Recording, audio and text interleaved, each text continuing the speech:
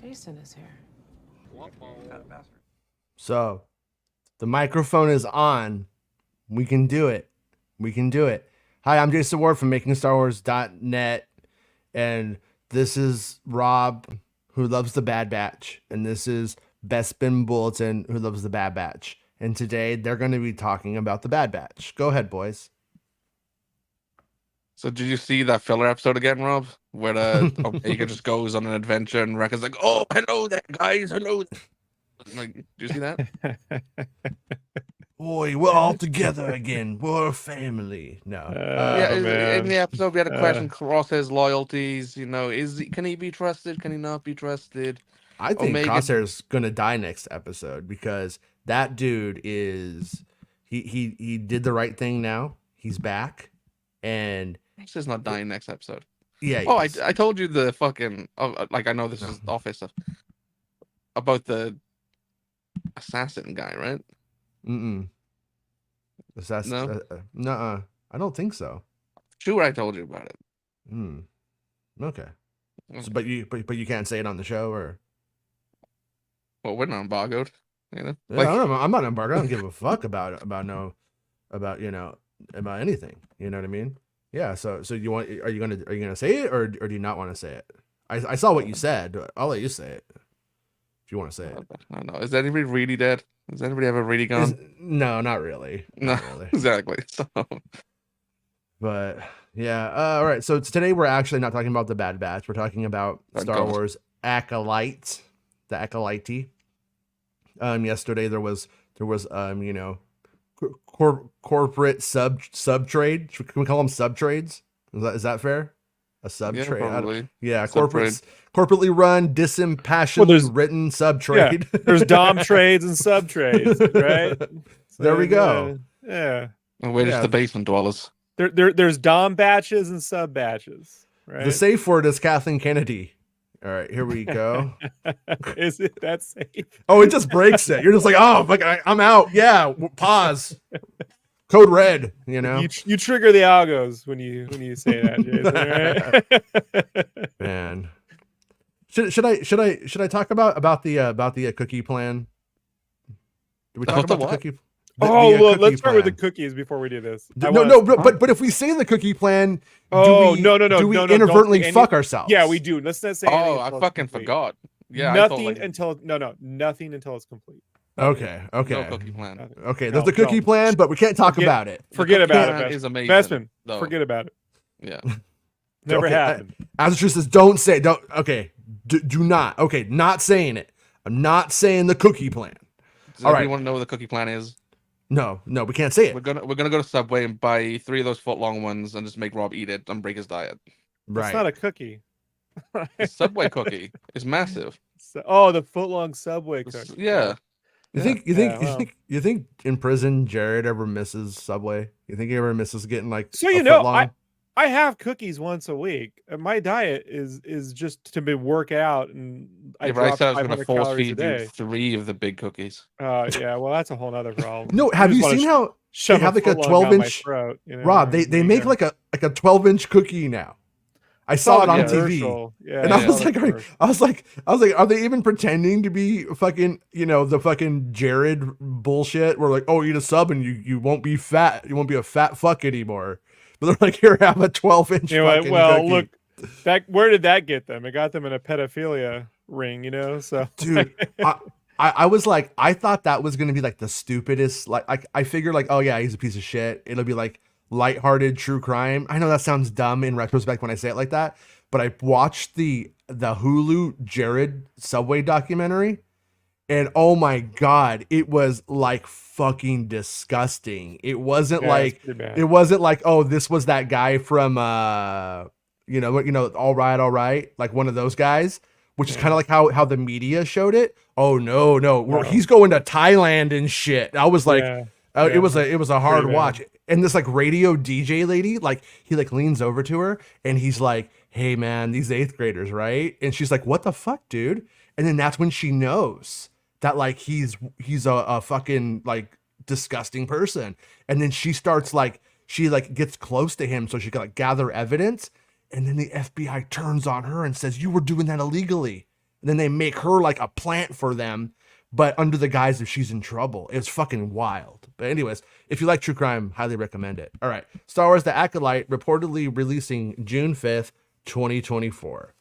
So that's what they are saying, that June 5th window. All right. According to this is from bestmanbulletin.com, who you can support on Patreon, and you could give them a coffee, and you could tell them, you know, whatever you want. Like you could in the message, you could say, "Good work, Bucko," or you could be like, "Hey, buddy, how about you stop stealing all your scoops?" You can say whatever you want. Mhm. You can call him a piece of shit. It's like a You can call Reddit. him- It's like a Reddit forum, but you know he deserves it because he's getting paid for it. So, anyways, I'll do support a Bestman lot on of Patreon. stupid things for money, so Yeah, of course. yeah, I mean, I'll take the abuse for a few dollars. Yeah. Yeah. I mean, yeah. I know you will. You're just not That's where kidding. you and Snyder get along. Like you both cross. That's where the Venn diagram for a few I bucks. don't get that's me what and Snyder you don't do. get along. He ignores me, mate. So Yeah, you ain't real enough, man. You Yeah. gotta work at you gotta work at least a sub trade. All right. According to a new report from Collider, the upcoming Disney Plus live action Star Wars series, The Acolyte, has set a tentative release date of June 5th, 2024. Though Disney did not confirm or deny the reported date when contacted by Collider. The report from Collider follows an exclusive report of my own from September, Bestman's own, not mine, when I revealed the High Republic era series was looking to release in the summer of this year. My report from the time also exclusively revealed that Skeleton Crew, a live-action Star Wars series from John Watts, had been delayed to fall 2023 to fall 2024 around November, and that Andor Season 2 had been delayed from the summer of 2024 to early 2025. But nobody fucking listened, did they, Bestman? no. Did they?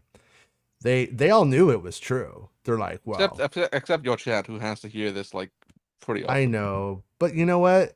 That our chat likes accurate, as honest as can be I mean, information. that's why they're here, right? So I would think so. Yeah, I would think all 35 of them know what's up, and that's good. But so the world is dumb. You are the elites. Welcome. If the reported release date of June 5th is correct, then we could see a trailer for the release sometime in March. Lucasfilm debuted a trailer for the series in April of last year during Star Wars Celebration, but said trailer was not released to the public. Do you ruminate on the fact that maybe it could be in the Phantom Menace? That they might save it for the Phantom Menace release? And I think they could do true trailers.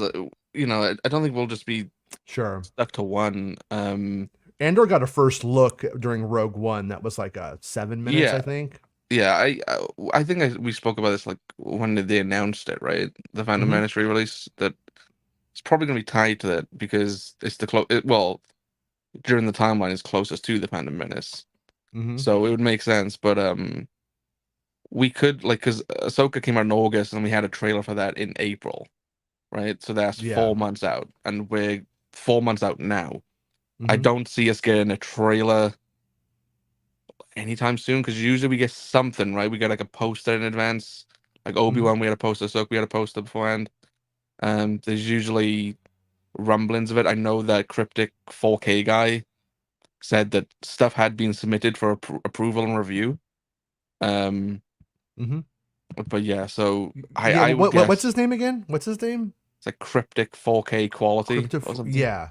And his stuff is it's always based in reality. Even Oh, like yeah. like he did what was it? You were telling me he did Deadpool, different title, but He had a all the different stuff in type the of trailer was Deadpool, right? But yeah, everything he put out that was in the trailer was in the trailer. You know, Man, that's Deadpool's gotta a car be salesman, which he is, and how Yeah. how he gets taken and all this other little tidbits. But yeah, he is accurate. You know, he's given us run times for Ahsoka and other shows in the past. For Right. movies, he does the same. Yeah, like you just said, the Ghostbusters is 1 hour 49 minutes. So yeah, but I think Yeah, we those could are- get Mhm. 2 trailers by the June release, one in March, one in May. Yeah. That would make sense. I think in the marketing on this one too, I don't think it's necessarily like it has a little bit of work to do on like some things where they're just like the work for the Ahsoka is. Did you know Ahsoka was Anakin Skywalker's Padawan? You And it's could say also it in a connected sentence. to the Mandoverse thing, so you're already coming You're off the back already, of that. Yeah. yeah, you're already coming off of some introduction to her, and then the fans already know like a lot about it and stuff like that. But on this one, they have to be like, this is like a blank slate. This is like a whole new era. But then they also need to be like, and it runs right up into the booty of the Phantom Menace in a way that is, it's, I don't think it's as easy as it seems in some ways. So I could also see all of like the random Jedi that they have and stuff coming. Like Leslie Headland says that they have more Jedi in their show than they ever had in the movies, like in totality. And if that's an accurate, like, estimation, in any way, then your character posters are going to be coming out the ass on this. There's going to be fucking Man Bun Chewbacca. He's going to get his own poster, even if he's just like, hey, how's it going? That's his name, right? Yeah, my name is Naryaka, and this is how Wookiees talk. That's how it's going to be. It's sort of like Yoda, though. It's like it's sort of like a Pee Wee Herman, but that's how he's going to talk. What do you? I don't make this up. This is Leslie Headland. This is a scoop. He talks like that. Everybody knows. I almost thought you were rhyme. We could do a rhyme like Man Bun Chewbacca. His name is Kalnaka. We could do something with this. Yeah. Here comes the Man Bun. Also, I'll spit a verse for you on like one of the songs you make. There we go. I mean, I'm ready, dude. Yeah. I'll fucking Kanye you if I have to, though. Just so you know, I'm a cruel producer. Producer.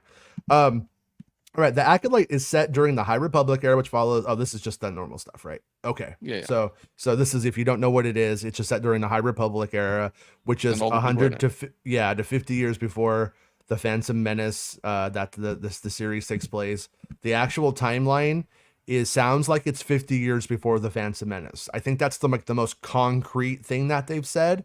But also, when I look at it, I still like, it's so not firm the way people are still saying 100. It's like all over the place. It keeps going between the two. Yeah. It's like I don't think they are. I don't think it matters. No, is what it comes down to. So I don't think that they are doing a hard commit to it being 100 or 50. I think it might even be something. Well, I would imagine that they would have to cement that by the time of the press, because they will be asked specifically.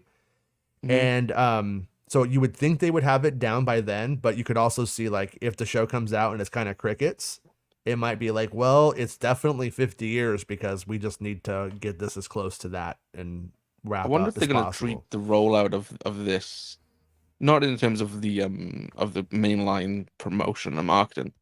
I said last year that I hear this more similar to Ahsoka, right? That they're going to give that sort of attention.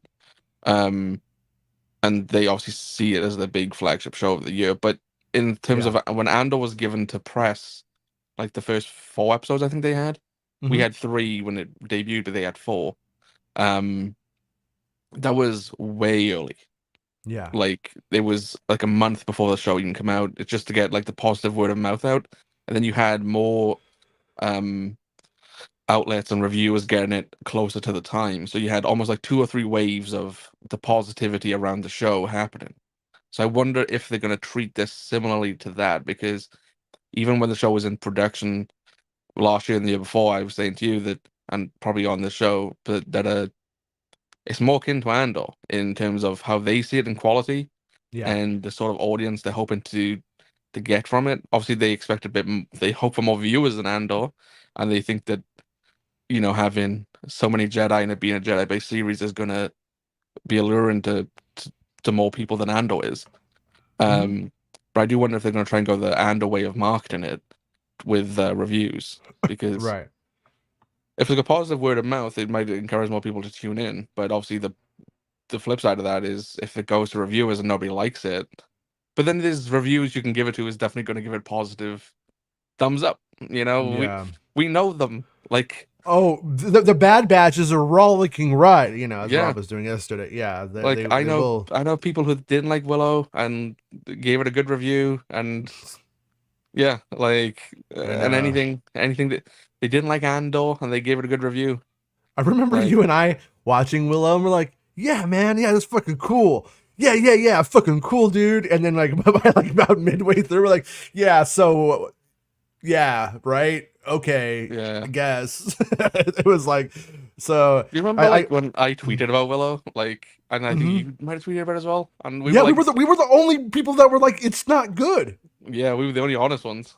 If Yeah. you go back, if you go back and you look at the Willow tweets, and like no one was more excited for Willow than me. Oh yeah, Like you were all 100%. about it. So yeah, it was like I already had the wedding plans and the dress picked out. Mhm. All they had to do was show up and not be stinky, and they were stinky.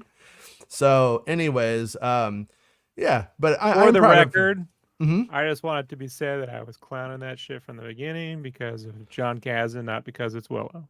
No, Like, that wasn't true. That's That true. wasn't Go back to Disney true. Plus Day. I thought that No, promo on was Disney funny, but Plus it Day, still you looked yelled at cheesy. every Disney Plus Day. You could say like you hated everything. You hated everything. And on I Disney said Plus Day. consistent. I got no hope. I've not been a fan of John Kazan since Solo. I don't like it. I Yeah. don't think he gets the tone of whatever he's working on. Well, I think now the consensus is if we see John Kazan's name, is to be a bit pessimistic about it, right? Because of Willow. Yeah. Like, John Kazan and Joby Harold. That's right on my. I was dead set against Joby Harold when before he came on Kenobi. I watched Kenobi and I don't blame Joby, man. When I watch that, I know the problems that are actually like the actual problems in it are Deborah Chow based. Yeah, a lot of I hate it's to Chow say based. I hate. Yeah, I mean, I don't think that they were a good fit though. Is what I would say in the end. You know, I didn't Chow care for and- Joby Harold's work on Rise of the Beast either, Jason. So I don't know about that. You also And wrote you on the didn't Flash. either. You saw Rise of the Beast. You saw the anthropologist stuff. You wrote on the Flash too. So yeah, he wrote on the Flash. The Flash is great. It just okay. Once again, no, The Flash is The not a third act badly of written movie. The third act of the Flash is the stuff I don't like. Mm-hmm. Yeah, I think but I had a good time. I had a good laugh. But Specifically. you can't even blame that on Joby. I'm just saying I don't love Joby Harold. I'm not here to like be like Joby Harold, fucking everybody protect him. But it's no. If that Flash movie was a comic book, everybody would say it was fucking fantastic. If the babies were drawn, I haven't not got a problem not with PlayStation babies. 4 graphics, you know, like no, but that's like no, like the scene is great. It's a great scene. The execution of the scene is abysmal though. So once again, it's like not Joby's fault that the filmmakers. I mean, maybe he's a bad alchemy, Hey, a bad mixture. But Bespin, how long before Joby Harold gets a hold of one of these Sony Spider-Man-less movies? Right. Honestly, that is an upgrade on the writers of Madam Web. So you got me there. Yeah. You got me there. Yeah. But he is doing the My Hero Academia series for Netflix, which is Spreezy taking Star Wars Santa's acronym now? Like his little Star Wars Spreezy, right? SWS. Ooh, they have to fight it out. They have to I fight like it that out. he's using two different like YouTube accounts in this chat. Yeah. Thank you, Chris, for becoming a channel member. That is the best way to support the show. And if you have a topic you want us to talk about or a question, super chats. Also, if you want to give us $100, Spreezy, we won't ignore you. All right. If you want to give us $50, it might be used for content on this channel. If you give me probably like $16, I'll tell you the whole plot of the Ray movie right now. So, anyways, do you think that'll work if I just keep saying that and then just never do it? No, you gotta copy Roka. You gotta bully him and tell him that like $5 isn't enough. Hey, Wookie talks. Hey, what's up with being such a freaking cheap skate? Wookie, give me $1. Yeah. The money rolls right in, right? Yeah. How many people are watching right now? 51. 51. There's 51 of you watching. We haven't had no super chats and Streamlabs and coffees. What are you doing? We giving you this exclusive, fantastic content. We don't have Streamlabs though, so they're just. Well, if you give us more money, we can have a Streamlabs account. Oh, there we go. Thank you. Yeah. There we go. All right, you did a second article. I think so. And it didn't work at all. All right, here we go. Okay, this one's cool. This guy reminds me of somebody. I can't. Oh, you know what he looks like? He looks like the fucking dude from Police Academy. The fucking asshole. You know, the asshole cop. What's his name? You know what I'm talking about, Rob? Well, Mauser was the second one. The first one was Proctor was his buddy. Proctor jumped between assholes, right? There was two assholes. There was the one Harris, Captain Harris. He looks like Captain Harris. And Proctor jumped between Captain Harris and Mauser. Like, it was really weird with the Police Academy films. Yeah, he looks like Captain Harris, who was also in Short Circuit 1. I like Rick Jones's review of Madam Web. It wasn't well liked. Too many scenes in ambulances. Yeah, the guy on the that's right. the problem. The guy on the right. He looks like that guy. Yeah, Captain Harris. Yeah. Okay.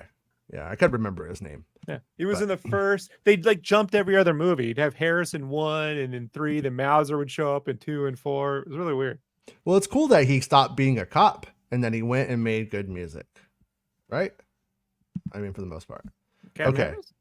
Well, yeah. Look at him. He's doing Acolyte music. Captain Harris. Oh, okay. Yeah. All right. See, look, the Acolyte. I like his little logo. I like how he's like putting his chin on it. He's just like, It took me That's a solid good song. 10 seconds to make. The Police Academy theme is surprisingly good. Fucking good. It's really competent. Yeah. I remember it still. Yeah, it can be played serious and corny. Like, it's However, surprisingly. sometimes when I try to sing it, I will sing Macho Man's theme song instead. Do you ever have that happen to you? I'm a macho man, and now I sing No. the song. What? No. You know his like graduation music. That dun, Oh, dun, yeah, dun, Pop and dun, Circle, dun. Yeah, it's like in the same key or something. So my brain like flips it back and forth. Okay, so Is this according how As the Truth feels when you guys talk about Ghostbusters? How I'm feeling right now.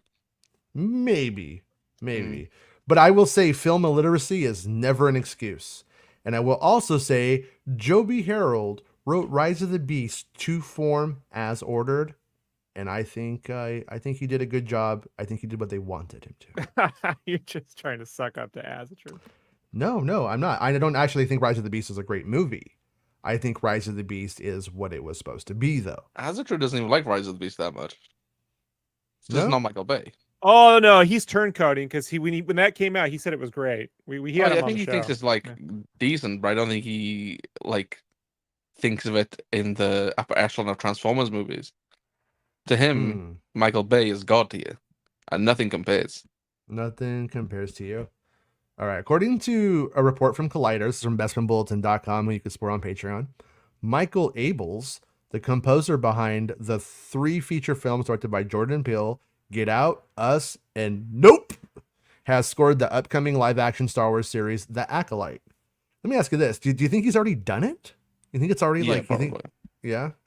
Go close to completion. Like we're 4 months out from it. Yeah. As mentioned, Abels composed 3 of the directorial Peele efforts. In addition, Abels has also composed the soundtrack for the HBO movie Bad Education. But from what I know, Abels from outside of the Peele films are the films Breaking, which stars John Boyega, and last year's Landscape with an Invisible Hand. Oh yeah, we watched that pretty much at the same time. Like I watched it like the day after you saw it. You said like, see this, and I watched it. And I thought it was pretty good. It was a really small movie, but it was good for a small. And the music movie. was good in it. Yeah, that's cool. I haven't been. I remember you and I saying that they should get the kid from that. He'd be good. He would be good in a Star Wars. So didn't I say I wanted that kid to be Miles Morales or something? You did. You said he would be a good Miles Morales. He does kind of have that like that vibe to him. Yeah. Anyways, I haven't been massively blown away by Abel's work, but Bestman hasn't been massively blown away by Abel's work, but he's been enjoyed what he's heard, and it's without question an exciting name to have attached to the Acolyte, and only adds to the talent attached to the project. And yeah, I mean, the work on the Jordan Peele films is really good. So we know he can bring it. The Acolyte, which is set during the High Republic era, and then this is the same stuff, right? Yeah, this is the thing, right? Okay. So the Acolyte is rumored to be releasing on June 5th, 2024. So it's good. Acolyte finally brings something that is actually an exclusive. Well, Good no, work. Collider actually is. Collider. I mean, Collider. Yeah. It's an actual exclusive. So that's cool though. I mean, it's not a bad development. It does seem like this thing is going to be of film quality, and My worry about the Acolyte, what I keep saying is it's made right at that jump off point between the Disney Plus shift in tone and Star Wars going back to theatrical. My fear is we get a solid season 1 and solid in season 2 is fucking weak, is cheap and small as Well, opposed they, to the, you know. from what I understand, this isn't as expensive as Andor though. Like Mhm. nowhere near it. And I think they did Is use the anything? volume a lot more. No. Oh, No, I okay. know, but like I think they used the volume a lot more and did, you know, Yeah. like they didn't go to as many locations as Andor did either.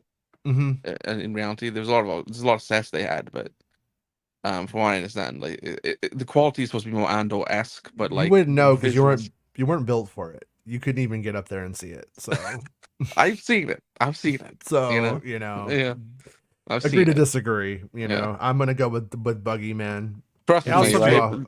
security also made some inappropriate volume jokes at Bestman's expense when he showed up on set. You know, like, Hey, speaking of volume, Hey, you know, that try kind a of new stuff. shampoo, buddy. Oh, No. I think I had a baseball cap on. He couldn't see my hair.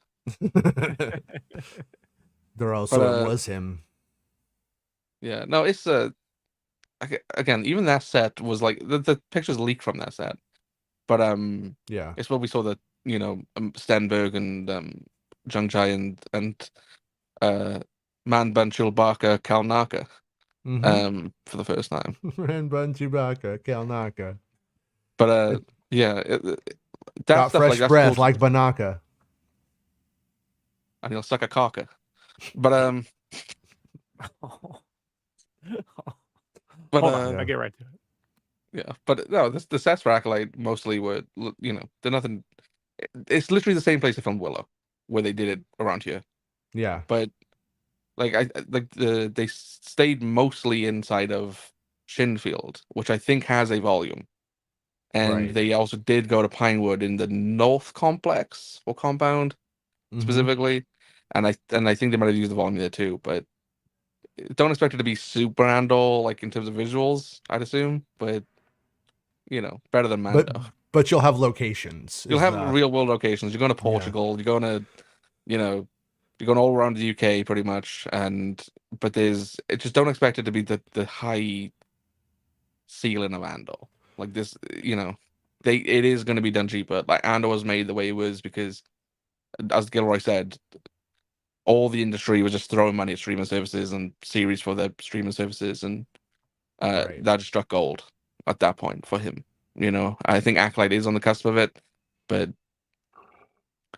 I don't think it's going to be as high quality and visually. Yeah, I think like they might get a pass to some little degree on like the prequel locations that we revisit because George Lucas didn't make the Jedi Temple, really. Mhm. He didn't make, most of that was some varying degrees of quality, I would say, in the prequel films and how it looks when you're in that space. And we're clearly going to see it there. So I would imagine that stuff would always be in the volume and always get a little bit of a pass for that reason in terms of how the fandom views it in terms of consistency. But then you always run up against what was and what people remember. And those aren't really the same things. Yeah. We also They even talk have about that with Yoda and Attack of the Clones. So like we need to Yeah. make him like what people think he was because he's not that great, but also he's pretty great. So it's like we also have weird like mix. decent cinematographers, I believe, on this show. I Mhm. remember. I know one of them is the only murders in the building cinematographer, and I can't remember the other one, but I think the other one was even considered better. And then Okay. even when the writing, we saw the list of writers before, right? Like that came out months ago. Mm-hmm. And you always had somebody Yeah. with more experience partnered up with somebody with less experience. Right. So it should be fine. We don't have the plethora of talent that Andor had for his writers. Like that Yeah. was like the top shelf of writers for that show. Yeah. Spearheaded by Tony Gilroy. Like Leslie Headland is talented, but the writers in comparison to Andor aren't, Yeah, I mean, at least for well, now, like they haven't Gilroy's got that probably caliber of got work. 30 years on her in writing in the Exactly. industry. Yeah. And it's like, Yeah. maybe she will be that, but who Yeah. most people don't ever get to his level. Right. Either. Yeah. It's just the So caliber of writers underneath it aren't to the extent that he brought on for Andor. yeah. But there's some talented people on it. And then the actors themselves, like most of them are really talented. Well, when we look at what the show is supposed to be for Disney Plus this year, what they're hoping it's going to be, like we've heard, it's the big boy, it's the one, Flagship, and flagship Star Wars. flagship show, and all that shit. And like so, when you look at that, and then I look back to how this really began, and that was they were trying to get a Yoda film going. This is before Grogu. They really wanted to get a Yoda film going, and that's how this starts. That's how we get into these waters. And I don't for a second think that the people that are pushing for the High Republic stuff that are working on it, I think they want this to become the film stuff someday. I think that's like a hope. So I don't think they're going into this one going like, well, nah, let's just get it a one and done. Let's just keep it nice and just get some content on Disney Plus and pat ourselves on the back. Like there is a bigger plan here for this stuff, a bigger goal, and so we'll have to see how it goes. If they nail it, it's going to be great. It's going to be super fun. It's going to open up a fun pathway for Star Wars. If it's just kind of like whatever, I mean, I don't know, what do they do if they do that? Does it close down the old Republic avenues with going like, no, we went too far and people didn't like it, or But then does they've it got push Origins them of the Jedi to movie it? in development. Yeah. I think if And this doesn't do well, I just don't think we'll get a second season. Like, I I know they think have they said they have a Bible for it, but like of course, yeah, I don't but think that they're doesn't mean they'll do committed it. necessarily. Like, No, yeah, in the current climate at Disney, I'd say if it doesn't hit whatever their benchmarks are, I don't think they keep going. yeah, wherever their benchmarks are, and even then Hmm. roll into the second season, if there is one, they're probably gonna have a slashed budget. Not saying Yeah. like they're gonna lose 50% or something, but they'll lose something of significance. Yeah. Well, we've seen shows look like a film, and then the follow up look like it's a TV hmm show. That's not unimpressive, right? hmm yeah, I mean, we've seen that just in the Southern California productions. There's no reason that plague can't spread over to the UK productions, yeah, and which would again, be horrible. the UK productions as well. They obviously they have a pretty significant like tax break, Yeah. for like UK productions. So if you look at the Marvels, I think their production was like over 200 million. They had 50 million back. Right. So maybe you get like a quarter of what you spend back. I don't know. Yeah. For that, but you know, I wonder Disney's why don't we do that here? Let's that's how Skeleton Crew's got a higher budget. It's because you're getting yeah. a tax break. Yeah. So Skeleton Crew's budget is 136 million, and I think 20 million of it is coming from an LA tax break thing. Oh, okay. So that's why it's got the bigger budget. Yeah. So it stands a reason in the future, like maybe Mando and Grogu could get it, or maybe another one of the shows, whatever they do. But yeah, but Disney Plus, like Disney as a whole, they're moving away from that, from the streaming service. It was only a few years ago they were like, yeah, that's our priority, and now they're Hmm. like, we're just trying to retain what we have. We're not really trying to grow. We're cutting budgets, we're cutting jobs, we're cutting all these things, and hopefully people stay. Profits are soaring. We're gonna buy Apple. Yeah, Apple's gonna buy us. We're gonna buy them. We don't even care. like We're all even look at like intermingling. they're no longer producing their physical media, right? Like they've outsourced that to Sony now. Right. You Yeah. know, That was the digital bits broke it, and then the trade stole it. The hmm digital bits had a situation like we usually have with these yeah. So fuckers. it's again, I understand the logic of Disney to an extent with the Disney Plus, but ultimately the consumer's always going to suffer, and you're going to have Mhm. prices rise for less content. Yeah. It's Yeah. yeah, and the quality of the show is my dip. So I don't know. We'll see. Welcome to the future. Yeah, Welcome to the future. because Yeah. that's what we say is the difference, right? When you have something like HBO, you have the HBO channel, right? So you're getting the show's played on there, and it's also going on Max at the same time, right? And Mhm. that's how you're seeing super high viewerships for like The Last of Us and Euphoria and House of the Dragon, right? Yeah. And it's the same thing with Yellowstone on Paramount. They put it on the Paramount networks, get high figures, and then they have a deal with people getting watching on the service on Peacock service. So Disney doesn't really have that anymore. They don't put the Star Wars shows on, what do you call it, on TV. Yeah. I think maybe they should start it. Maybe put the first episode on, and then say watch the rest on Disney Plus or something. But Well, that's what I find weird about like Disney's just general strategy and the way that they handle their exclusivity on their Star Wars shows, because you have a product juggernaut with Star Wars, and playing the whole thing of nobody can see it as much. Like that's where like the HBO and like how it goes on those other platforms makes more sense. Like Game of Thrones, I don't think is doing the kind of products that Star Wars is doing. But if it was, the fact that you can get it, the fact that it's like so around, like with that, with it just being on that's not good for selling bullshit. And that's one of the things that Star Wars does, is sells bullshit at stores, like shirts and but toys they and also shit. like, I don't know, like that merchandise for things are always latent these days as well, Mm-hmm. which is weird when But you look at like Marvel. They have their toys out ready for the show. Like yeah, the X-Men figures have started like coming out, right? it's because they think fucking spoilers matter. Like Actually, the they X-Men figure shipped last November because it yeah. was supposed to be out earlier, and then Disney pushed it back, and so all these collectors snapped up. The second waves are hitting now, the Yeah. restocks, but the first wave Yeah. showed up way But earlier. Yeah. we'll see with the Disney shows, like with the Marvel shows, they'll put out like a little wave to begin with, and it was during, I think, like WandaVision and like Falcon and Winter Soldier, wherever the figures that weren't out, like once the character premieres in the episode, they put out a pre-order for that figure, which is smart. Like, but Mm-hmm. Star Wars doesn't do that. Lucasfilm aren't doing that. It's like, It's a do you remember, secret. It's a do you remember, secret. do you remember All you our had the products are Kenobi? secret. Do you remember you had the Kenobi stands at like Walmart and Targets and stuff, Mm-hmm. like on the aisles? Yeah. But there was no Kenobi No merch. Kenobi stuff. It was just Yeah. all old stuff. Like, and then the Kenobi stuff coming months later. It's bonkers. Well, Like, Hasbro itself, I lightly looked at it. They're having a bad time, a really bad yeah, time, you know.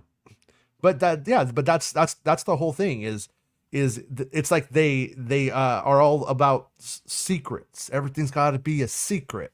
yeah, But yeah. then nobody fucking knows you're selling anything, idiots. Like that's what are you doing? The plot of Indiana Like Jones Mace was a Windu. secret. You know, Remember, before the Phantom Menace, we had a Stap with the battle droid, and we had a Mace Windu figure with the blue lightsaber.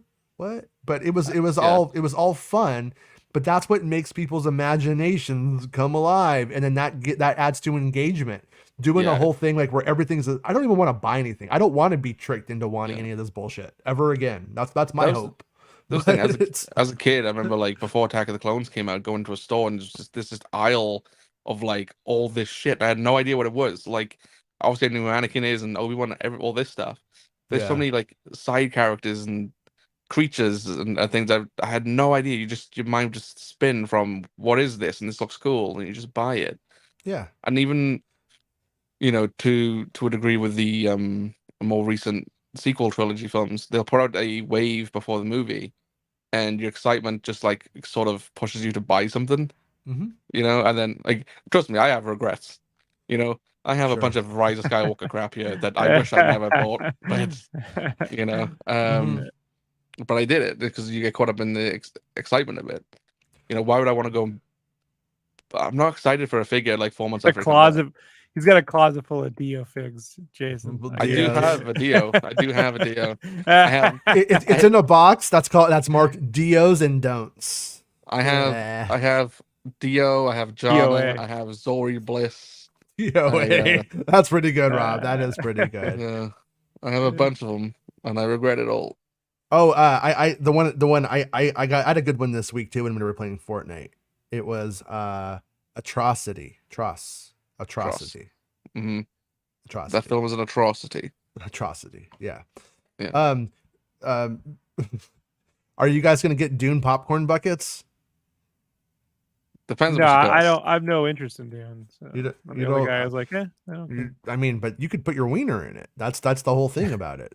That's Well, but my solo cup will get really jealous. All right. mhm. Like, So, or it's like a red one or the one from the movie. one from the movie. Oh, okay. Yeah, I'm gonna buy that Slimer bucket. That when I go see Ghostbusters, I think I'm in. It's $24.95 though. It's a big. How much is It's a the big Dune investment. bucket? Does anybody know? Probably about the same, I would imagine. I'm not spending that for a fucking popcorn bucket. I wouldn't. Well, yeah, but you could fuck it though. That's the whole thing. I can fuck things for much cheaper than that. That's true. That's also true. Yeah, he lives near the red light. So Well, compared to us, he does. Yeah. Compared to you, yeah. How many hours does it take you to get to Germany? 3. 3 hours? That's crazy.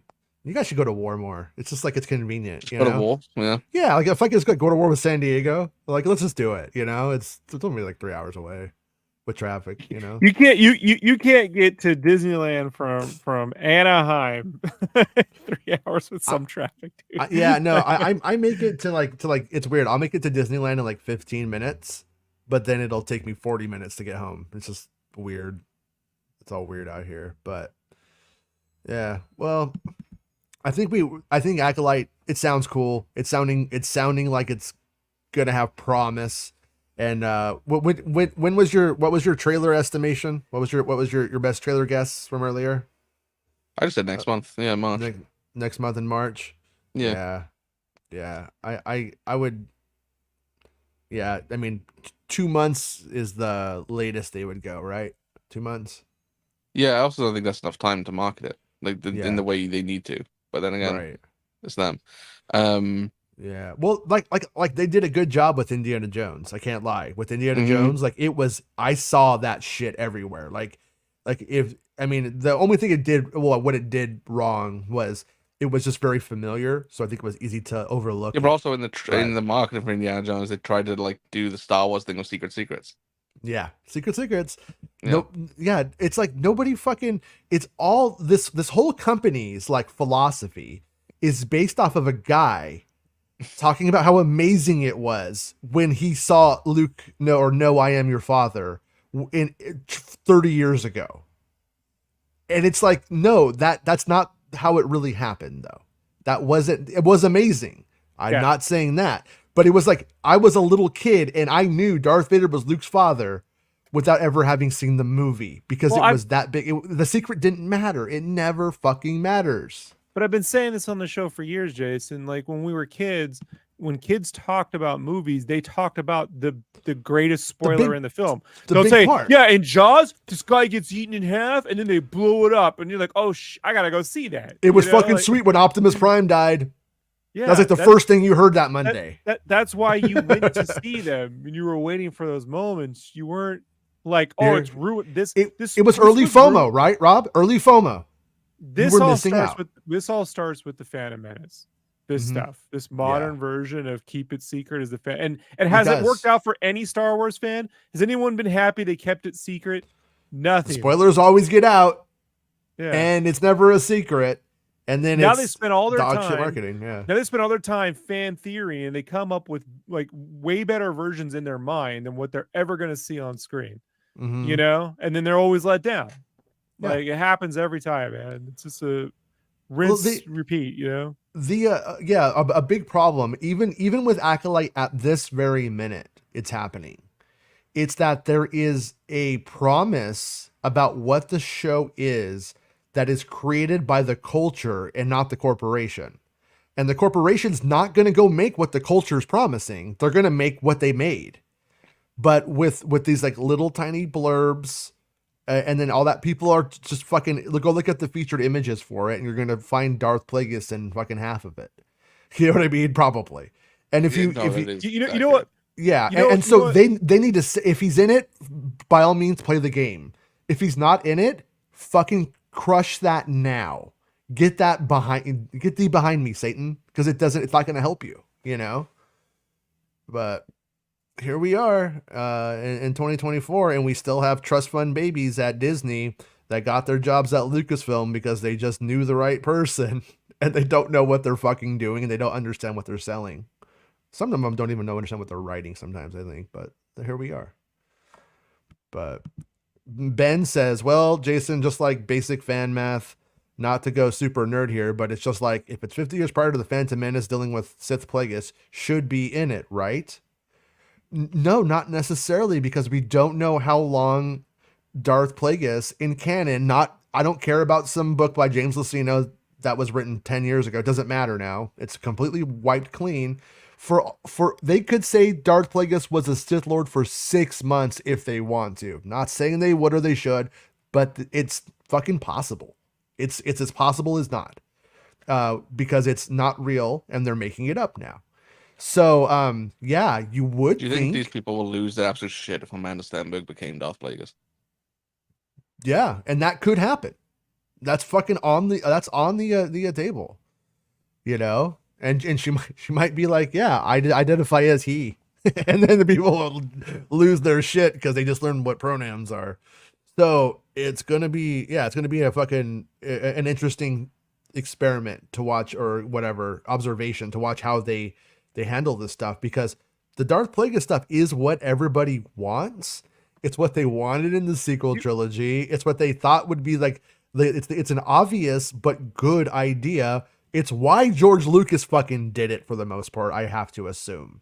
I have to think when he was originally coming up with this stuff, he was like, well, this is my backdoor to more if I need it. And we did, and at the time we were like, he's never gonna need it. He said he's just doing the 6. And then the next thing we know, fucking Zack Snyder's like, I got this idea for Rebel Moon, and they're writing down the pitches, you know? So we also had Underworld, you know, that go over. Right. And if Lucas had stayed the course, I do think Underworld would have been what ended up getting us to the movies. If he had made Underworld, and then obviously it would be too expensive. It wouldn't have made enough money to float itself. He would have had to have had HBO paying for a large portion of it, only to distribute it. And then he would have to, the deal would slowly fall through, and then he would have to have gone back to make episode 7. And that would have been the difference, though, is that Underworld would have led into episode 7 in some way. Some emerging character would have come about or something. But yeah, I mean, that show wasn't going to be good. Let's not overhype the possibilities of what that could have been. It wasn't going to be good. It wasn't going to look good. You're so negative. You're so negative, Rob. No, I'm being real. You know, really, Battlestar Galactica wasn't good, Rob? No, it was good. It just had a bad ending. Okay, but it was the same people, Rob. It was George Lucas. We saw footage. It didn't look good. That wasn't footage. No, you're wrong. You're misremembering. Wasn't it just test footage? It was a company trying to get the contract. It was there. It would have looked like that. Like that's, you know. But it was rejected. You're saying it's going to look like. So you're saying it's why it was rejected, because that's what they were going to make. Like. No, that's not what they were going to make, and that's why they didn't make it. That's a logical fallacy right there. They said no. They said this is not. They said no on the pitch because they were like, it looks like shit and it's going to cost too much. And then you're telling me like, no, it would have looked better and it would have still cost. No, I don't. I'm telling you. No, that was. I'm not a fan of Lucas's writing from the Phantom Menace moving on forward. All right, okay, so I know for me it wasn't going to work. Didn't he have other people writing the scripts? He had other people writing the Clone Wars. They didn't like that shit either. So like, I'm just telling you, I wasn't going to like it. It wasn't going to be good. And you just have these people who grew up with that show, and it would be their version of Star Wars. And it's the first one I ever saw. I do know, because this happens over and over again. Happens over and over. What's happening right now? You don't know what never happened. People are like, "Hey, they're making a Rey movie. They're making a Rey movie," and then people are like, "It's my first movie. Was The Force Awakens? That's my story." And they're like, "We don't care. It sucks. It's happening right now." That's people and a culture. That's a completely different conversation, though. That's nothing to do with what Underworld George Lucas was not is going to be a good show. Like, I don't believe it. Here's where you somehow get those scripts. Hey, you somehow get those fucking scripts right, and you prove me wrong. But I'm telling you, that's where I'm going to meet you in the middle, Rob. Is that they didn't take those? They used those scripts as the backstory for everything, even Solo, but they didn't go in and use those and develop it into its own series, because it was probably George Lucas left field batshit. But it was not going. It was going. The goal of it was for it to look at the level of Revenge of the Sith. And if it didn't meet that, then it wasn't a go. Like, that's where that show was at. And then the people that were, because more people did visual effects pitches than just that video that we've seen out there. There was more. And the people, the idea was to get, $20,000 lenses onto DSLRs and make it look like the prequels. That's what they were going. And then, ILM was George wanted ILM to like do the visual effects, but I think that they were filling out the other companies to see who they could bring in. I think that's what they were really going to do on that one. But once again, it didn't happen because they never got the quality, and you're right, they never got the price point. They never got the quality at the price point that they needed. I do think they could have done it if Lucas had stayed. I do think over time they could have done it, but I don't think they could have done it in 2006, 2007 when they were trying. There's no fucking way. They're barely doing it now, Jason. You know, like it's hit or miss sometimes, right? With all the technology we have now, and they're willing to spend money on a budget regardless. Like when you go, oh, they're cutting back on shows. Yeah, but they're only making like 8 shows. So even if they spend 120 million, that's still a lot of money per episode. That's more than what they would have spent back in 2006. So like they're still barely doing it. It's super hard to make Star Wars, let alone Star Wars on a budget. George Lucas owned ILM. George Lucas was always going to be 10 years ahead of Disney. So if Disney was doing the volume in, you know, what are they doing when they started 2019. I think 2018 is when they started. I think around 2008, that's when George Lucas would have been encroaching on it. He would have got where they were going with that. That's what he wanted to make up in Northern California, and then the city fucked with them, so he gave it to low income housing instead. Said fine, and here you go, you fucking snobs.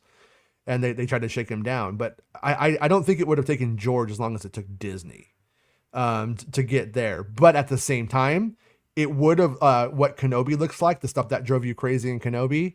I think that not the ship stuff, I don't think he would have put up with that, but I do think those backdrops, those Attack of the Clones looking stuff, he would have went with that for sure. Yeah, I know he would have went with that. That's what I'm saying. Like, I'm just tired of looking at that kind of Star Wars, guys. I'm tired of looking at that kind of. You could say, well, Rob, you're in the minority. We love looking at that Star Wars. And I'm like, well, congratulations. You're going to get more of it. You know, like we can't wait till the Skeleton Crew. We'll see how they pull that one off. You know, it's all Star Wars is always going to look like Star Wars for the most part. And when it does step outside and it does like elevate it in a more grounded, realistic place, there's not that much benefit to it.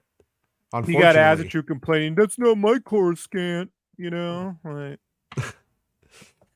Attitude never said that. Never said that. He went, that's not my Coruscant. That's not my Coruscant. Like for an hour. It's not true. Hour. His Coruscant is low poly. It's 20 frames per second on the PS2. All right, that's his Coruscant. Okay. He actually rages against that. He's all these people. They just want like this Coruscant game. That's all they talk about is this game on, and he's just like, you know. But anyways, yeah. I mean, it's like, and the I don't know. Do we call Andor a failure? I don't know what you call Andor, but the not smashing success of Andor, it does send a fucking message that people didn't give a shit when they did it like that. People are, I mean, look at the Marvel movies. I'm sorry, but they look like shit. I think that they are very ugly films in totality. And the fucking people love it. They're like, you know what? This is McDonald's and I like it. So I don't get it though. I would rather things just generally look as good as they can and be pushing forward. I would rather Star Wars be pushing visuals forward too. Like the volume is a push forward.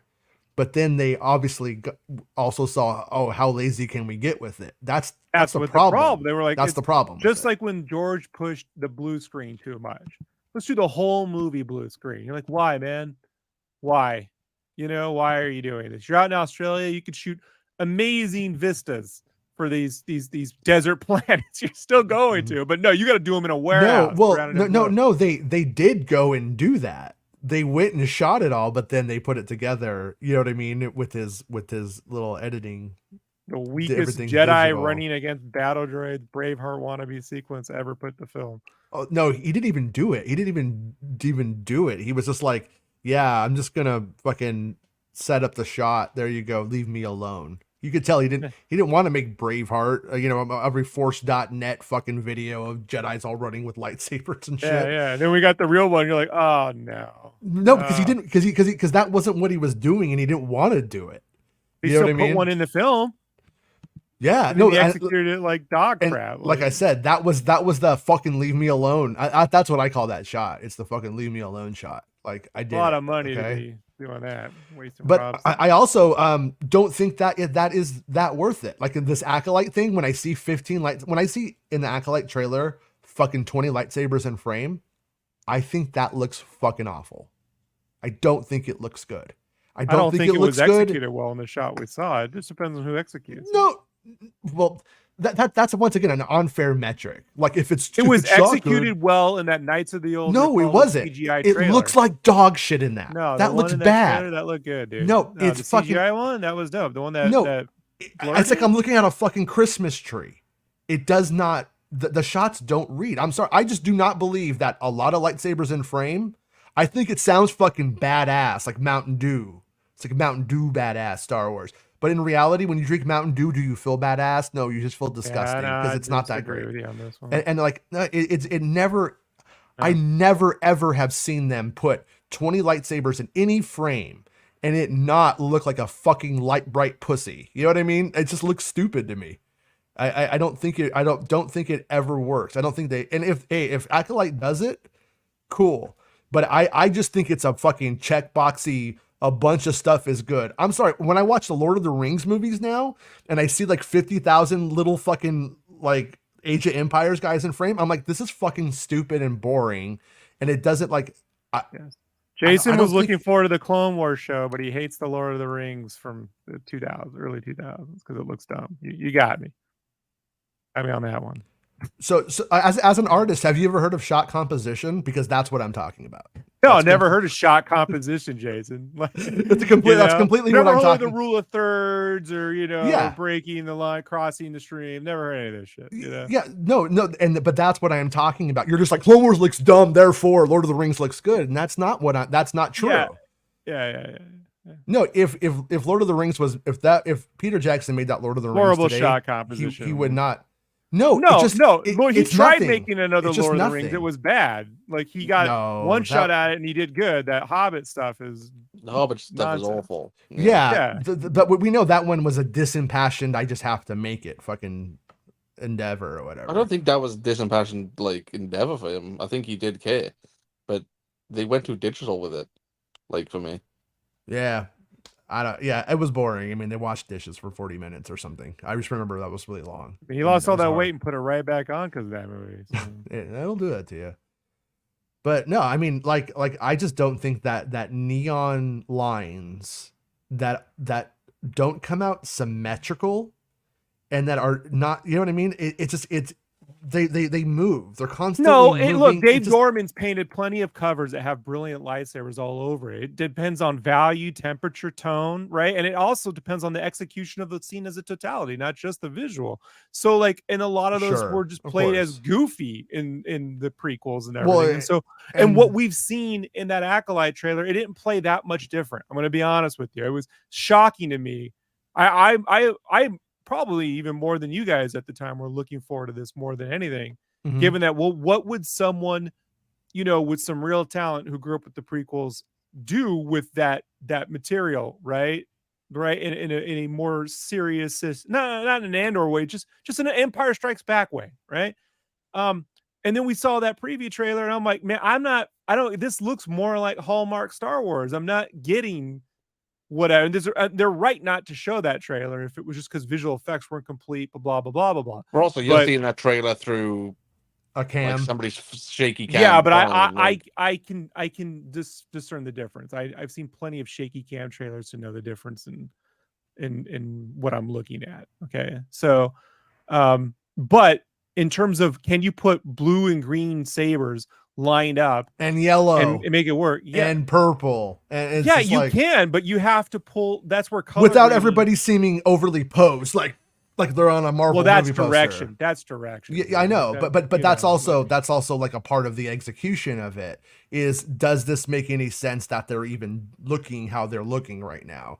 Like that, like it's fine in the Gendy Tartakovsky thing, but like the Jedi's pop up and they're then you're saying, doing Jason, that, you can't ever have stylized. a Star Wars story that involves multiple Jedi. You need like 3. No, so you always need the same storyline in which Jedi are on the run, right? Or there's only going to be No. seen 3 Jedi at a time? Is that what you're saying? Like, I'm what is saying it? I don't believe any of you motherfuckers can go put 75 lightsabers into a frame and not look like a cluttered mess. Because that's what it visually how it reads at a glance. It doesn't make my Star Wars pussy wet. It makes it dry because it looks like a mess. It looks like it just always looks messy. And What about and 64? Because they got okay. 64 multiplayer coming out here in a few weeks on Battlefront on Switch. What? Would you be fine with that? Are you gonna buy it? Huh? You gonna buy it? I didn't buy the originals. I mean, Well, I thought you liked. I have no interest in playing as Kit Fisto. Okay, despite the rumors. Like, what's wrong with Kit Fisto? huh? What's wrong with Kit Fisto? He's got a great smile, Yeah, big rubber personality. hands. There's a guy on Reddit who has the name Kit Kat Fisto, and I smile every time I see it. Kit Kat Fisto. That's Yeah. Pretty good. Yeah. Probably hates me. Pretty good. Anyways, what do you call it? Yeah, but I don't know if they bring the shot, cool. But I like I said, I didn't like it in Attack of the Clones. I don't like it in those High Republic trailers, and I didn't like it when I saw it there. It's for whatever reason. Well, you're getting no it. one's.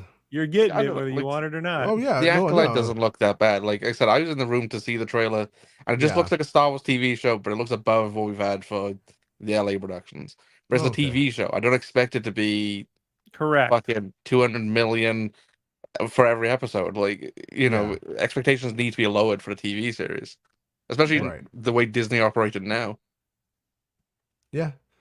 Yeah, and that's probably how it's going to go. I think maybe in the bigger picture, the criticism, I don't know if that would that fall on the brand manager. I don't even think so.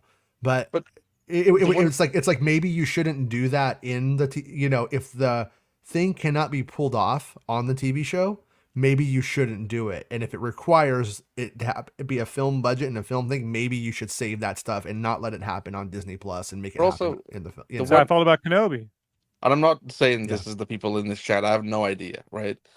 But there's a lot of people who only watch Star Wars stuff, right? So their expectation, whenever they see anything Star Wars in live action, is that it's going to look like the movies because that's all they care about. That's all they want. They don't take into consideration it's TV. There's less money in it in general, and the expectation is too high, Or it's really low. Like they won't watch Succession, but they'll watch like the Star Wars inspired Succession, and they're like, "This is the best thing ever." Star Wars is always the best. It's a weird, it's a weird dichotomy. It's the wider range of that, isn't it? It's more of the a lot of fans who are into Star Wars are also into things like Marvel, right? Yep. It's just a big crossover, and they don't really see a ton of stuff outside of it. So they won't go and watch Succession or like any other like HBO series or limited series on Hulu or whatever it might be. If you don't know what Tedros means, you aren't living, right? Tedros, yeah. Respect. Like I don't know. Maybe it's because we like watch a lot of other stuff. We watch a lot of movies and TV shows and whatever else. But for the people who are just honed in solely on something like Star Wars, I think some people's expectations are too high for a TV series. The Obi-Wan Kenobi doesn't look good, and especially doesn't look good when you compare it to the Mandalorian, and that's a fair comparison. But comparing the Acolyte to the Rise of Skywalker isn't. That's a big budget theatrically released movie for with $200 to $300 million put into a 2-hour long film. It's not going to look the same. But that's where animation would come in, like really well done animation. Let's say like the Ronin, you could get amazing visual lightsaber fights, all that stuff on a real budget and still get the writing that you would get from a TV show. Unfortunately, these I still agree with Jason on this one. They could put out 24 episodes of the Ronin on Disney Plus and 6 people would watch it because they don't have the numbers on Disney Plus as they would on Crunchyroll or something else. So to make that happen, I mean, I was thinking about this last night, driving myself nuts. I'm like, even if they took every one of those freaking shows from Visions and gave it a series, they'd have to put it on Crunchyroll or Netflix to justify the cost because they don't have the numbers on their stupid streaming channel, right? To justify doing any of it. Even this is away from Star Wars, just related to Disney Plus. Is that certain animes have gone to Disney Plus, like Tokyo Revengers and Undead Unluck, and outside of Japan, the interest in it dies massively because of it being on Disney Plus, and they don't know how to market and sell that show. Like They don't know how to they bought the market rights it. The to it. people in LA don't get it. Yeah. And then they don't have the numbers, or they don't know what to do. That's the one thing. Like, at least the X-Men cartoon has a built-in audience, that's loved it for 30 years. But like, if that had never happened, if it was just an X-Men cartoon about the 90s, and that original series had never happened, crickets, freaking crickets, dude. Santa's got a good point there when he says, "Do you think people expect Agent Carter to look the same as Endgame?" And he's right. Like, nobody watched the Netflix Marvel series and thought it's going to look to the quality of The the effects of a Avengers. Marvel movie. Yeah. Like, and it's the same thing for, as you mentioned, with Agent Carter. Like, the expectation there was more balanced, and Yeah, but again with that Netflix, falls they went on street level, but Lucasfilm's marketing of all this stuff. They market the stuff like they are movies, and they market them in the same way as it's as important as a film. They don't go, no, they "Hey, do. the TV division, we're doing some amazing stuff for television." They don't ever like preface it. Like, look what But we're even able to if do for we don't expect, but if you look at compared to this to what you got in 1977, right? We're able to take the 77, 81, 83 scale stuff and put it on Disney Plus. That comes down to their marketing, and their marketing sucks, dude. Like, it's but even Yeah. I think at Disney.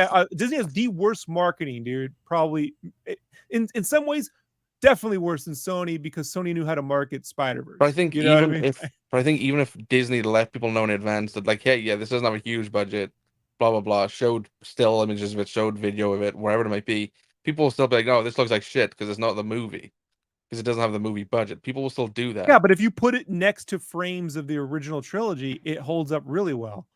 Like, that's the problem. They put it next to Rise of Skywalker and Force Awakens and Rogue One, and then you're like, well, what do you expect then, dude? Like, Yeah, technically, when you look at A New Hope, and if you adjust it for inflation and you bring it up, those guys in '77, if brought into a time machine today, they could make us a New Hope on Disney Plus for cheaper than a season. yeah, they really of the could. show.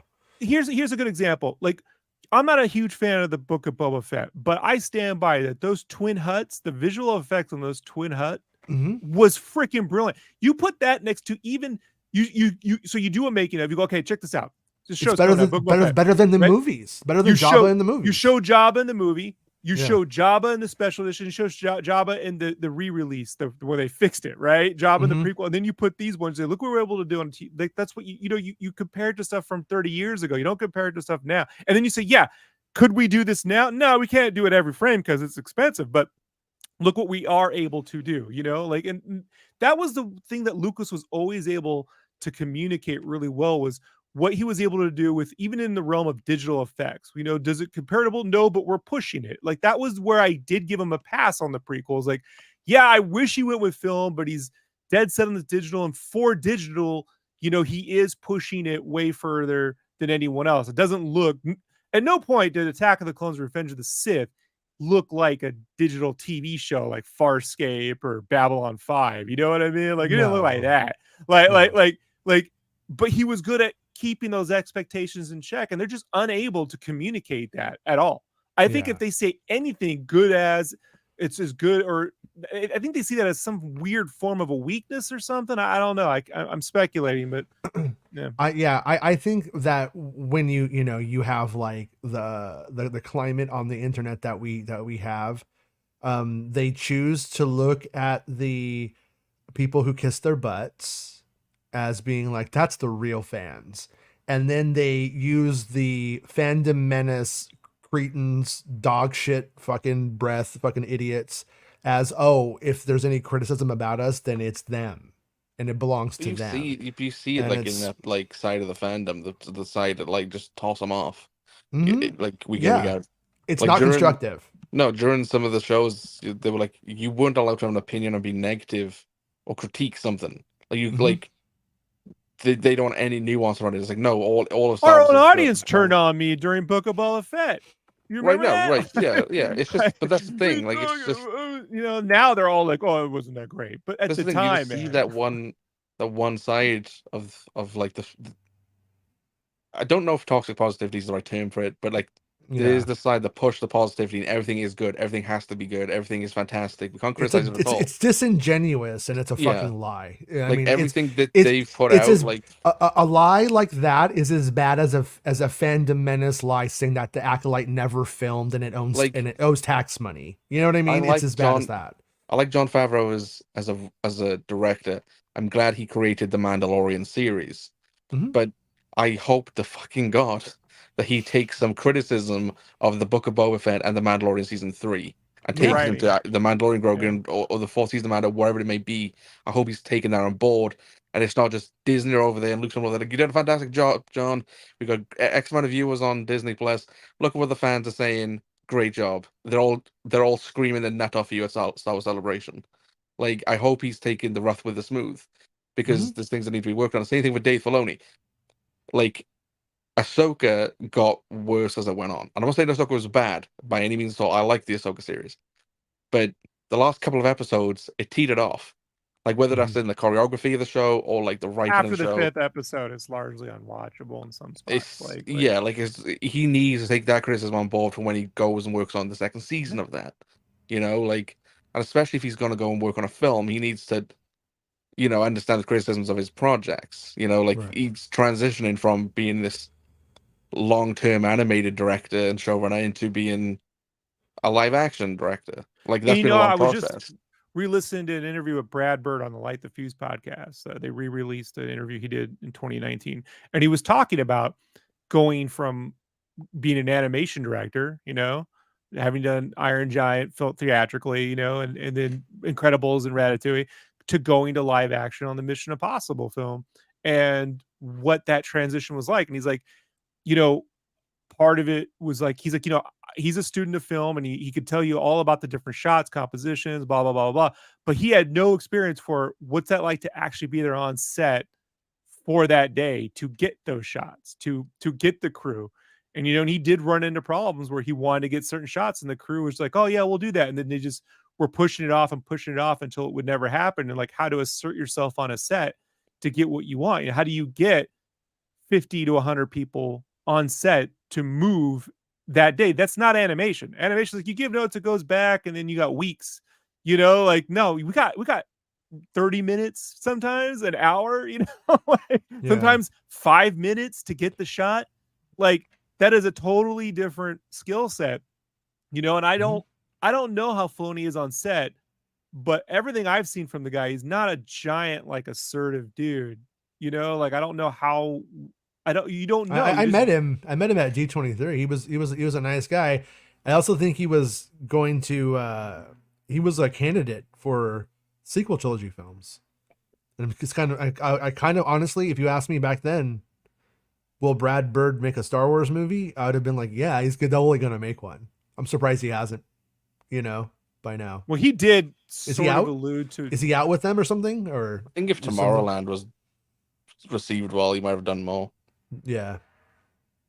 Yeah, Tomorrowland was a rough one. That was another thing where the studio switched on him. It was supposed to feature Walt Disney in that film, and they pulled that from the script. They pulled that from in the future, everybody has a little bit of Nazi gold. I know. They're like, no, we can't do it. We got to make it fucking ER or whatever they went with in the end. What's his name? A dumb idea for a movie anyway, but yeah. I mean, it was a movie that could have been anything. That's why ultimately what it was is like, why'd you make it that? You know what I mean? No, it's like, it's a movie about Tomorrowland. It's about a movie about the future. How do you make a movie about the future not fun, you know? I mean, it's weird. But, all right, I think we did it, guys. We got, you know, we're not getting any lower level in Fortnite by doing this. You know what I mean? We need to get higher in Fortnite. See, before you text me, I booted up Fortnite. I was all happy and excited, and you were like, "Oh, I'm doing a show." I was like, "You crushed my dreams, Jason. You crushed my dreams." We could have our cake and eat it too, man. We can do. Yeah, we only want Rob reading positive notes from ChatGPT on this show, right? No, but we don't like it. No, but you'll take something that like completely cannot be known and then state it as fact. Like it was going to be this, and that's all it's going to be. Like, that's all it's ever going to be. No, you're right. Thank you, Jason. But then they didn't do it for the reason that you're saying it was going to be what it was. Jason agrees. As fact. Oh man, I don't know. Man, I appreciate you, Jason. I appreciate you too, Rob. You fucking nut. Anyways, I don't appreciate either of you. Yeah. Well, that's your generation. You don't appreciate it. You're gonna go to Ghostbusters opening night, so we could do an opening night Ghostbusters show, right? Me? Yeah.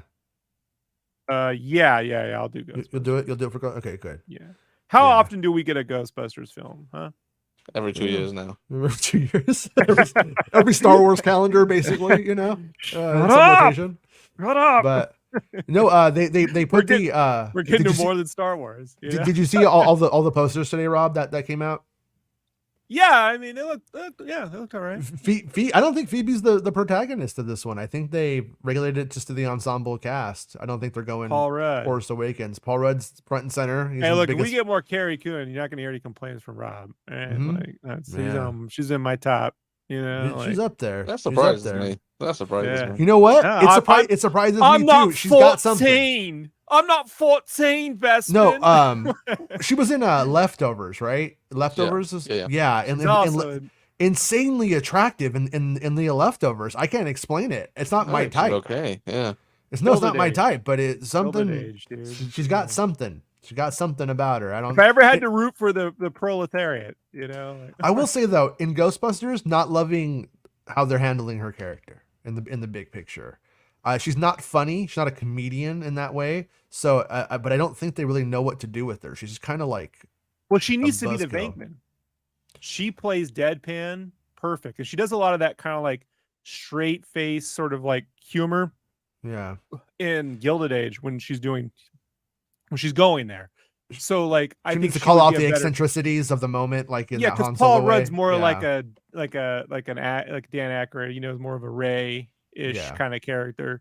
I would make her more of the Venkman dry humor, you know. Yeah. Well, thankfully they got Venkman in it. According to the interviews I've read, it sounds like the Ghostbusters in this one aren't like walk on, high five, remember me, smile at the camera kind of thing. It seems like they're actually characters in the story. That's what the director's saying anyways. So I hope so. I'm looking forward to it because I mean that's all I really want, you know. I'm excited for it. Am I the only one that's gonna see Dune on opening night then? Nobody else on the show is gonna do it? I don't think so. I don't think I'm gonna go. The reviews are really encouraging. The first movie I need to watch again, and that's the biggest hurdle. Like if it was just based off of the hype, I'm getting that Christopher Nolan ad on YouTube before I got YouTube Premium, and I was just like, you know, you see Christopher Nolan saying this is the Empire Strikes. That first one was this one's Empire Strikes Back, man, and you're like, okay, that's a pretty good endorsement. Yeah, but the first Star Wars movie was not a New Hope film, but it's not a New Hope. Right. But I mean, yeah, it like I said, everything about it sounds super encouraging. But for me, the biggest hurdle is, can I sit through the first movie again without being burnt out and annoyed and not be like, this isn't worth it, even if it's a great movie. You know, that's the only thing. I just don't care for the books. Like people are like, well, it's just like the book. I'm like, well, I didn't like the books, so you know. I liked the first book. Yeah, I liked the first book. I just don't feel like it like Heir to the Empire. I don't really feel like it's something you can just translate. It's like fake anthropology. You know what I mean? The book. It's fake anthropology. And it's like, well, why would you want that on screen? Now if it was like a series, a big series on HBO, and that we were just like delving into all of the cultures, and that'd be like, maybe that would work.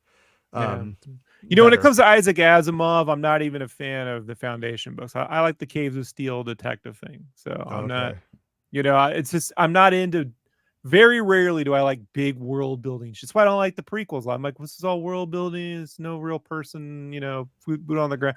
It's not, I don't really care, you know, so.